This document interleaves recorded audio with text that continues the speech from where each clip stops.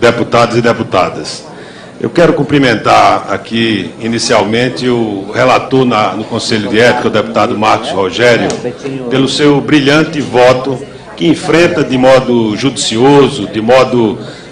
constitucional, bastante denso, profundo, todas as questões que foram discutidas no Conselho de Ética. Quero cumprimentar de modo entusiástico, em nome da bancada do Partido Socialista Brasileiro, o relatório do deputado Marcos Rogério. E quero cumprimentar também o relator aqui na Comissão de Constituição e Justiça, o deputado Ronaldo Fonseca, pela sua dedicação nesse tempo a se aprofundar nessas questões. Nós concordamos em quase tudo, senhor relator, e ficamos bastante contemplados em todas as questões que o senhor enfrentou de modo satisfatório para rechaçar as razões do recurso do deputado Eduardo Cunha. Todavia, eu devo expressar aqui também, como fizeram os colegas que me antecederam, a nossa discordância peremptória com relação ao motivo do acolhimento do recurso do deputado Eduardo Cunha, pelas razões que foram ditas, que eu vou aqui rapidamente reprisar. Primeiro, que essa questão foi interpretada pelo Supremo Tribunal Federal recentemente, numa ação de descumprimento de preceito fundamental formulada pelo PCdoB. E o Supremo disse, embora não por maioria, aliás, por maioria, não por unanimidade, que, de fato, essa questão da votação não deveria ser adotada, de modo que a invocação desse precedente não favorece exatamente a conclusão que Vossa Excelência adotou no seu relatório. Depois, incide de modo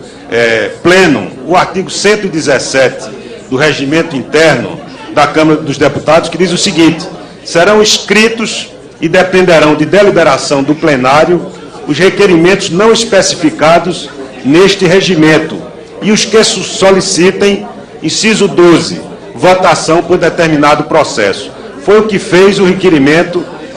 aprovado pela unanimidade do plenário do Conselho de Ética ao requerer e ver reconhecido esse direito da votação por chamada nominal, que nada mais é do que uma votação nominal que decorre, senhor presidente, diretamente da Constituição da República. Nós vivemos um regime em que o princípio da publicidade, da moralidade pública, que é incidente sobre todos os aspectos nessa questão, e no princípio da transparência. Uma alteração tecnológica não poderia, obviamente,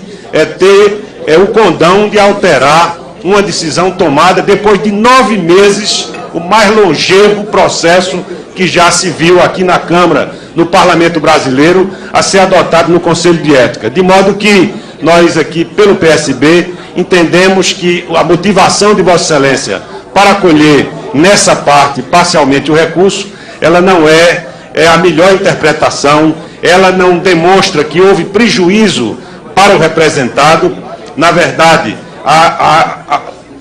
ordem das votações dos deputados que se manifestaram claramente demonstra que não houve o tal efeito manada que se procura colocar aqui como influente na decisão do relator, de modo que nós temos aqui clareza de que o plenário da Comissão de Justiça vai, de forma retumbante, rejeitar o relatório de Vossa Excelência, data vênia do esforço judicioso também que fez na interpretação dessas razões. Agora, ao longo desse período, senhor presidente, o PSB se manifestou em diversas oportunidades, não apenas pelo estilo autocrático do presidente, não apenas pelas intervenções que fez no Conselho de Ética, evitando o seu regular funcionamento, para que o processo tivesse um prosseguimento regular naquela instância do Parlamento Brasileiro, não apenas pelas denúncias que foram, algumas já acolhidas pelo Supremo Tribunal Federal. Não é um fato menor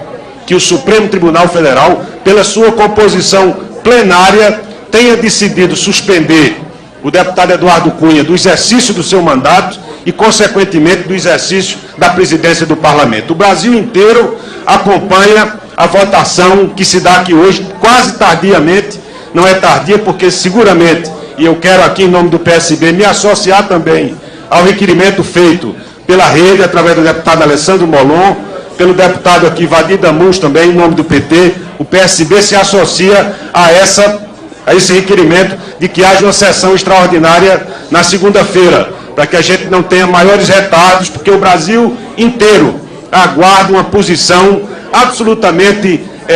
ansiada pela sociedade civil deste país. A decisão do Supremo, apesar de ser invasiva das prerrogativas do Parlamento brasileiro, mas ela foi necessária, porque depois da gente afastar um presidente da República por crime de responsabilidade,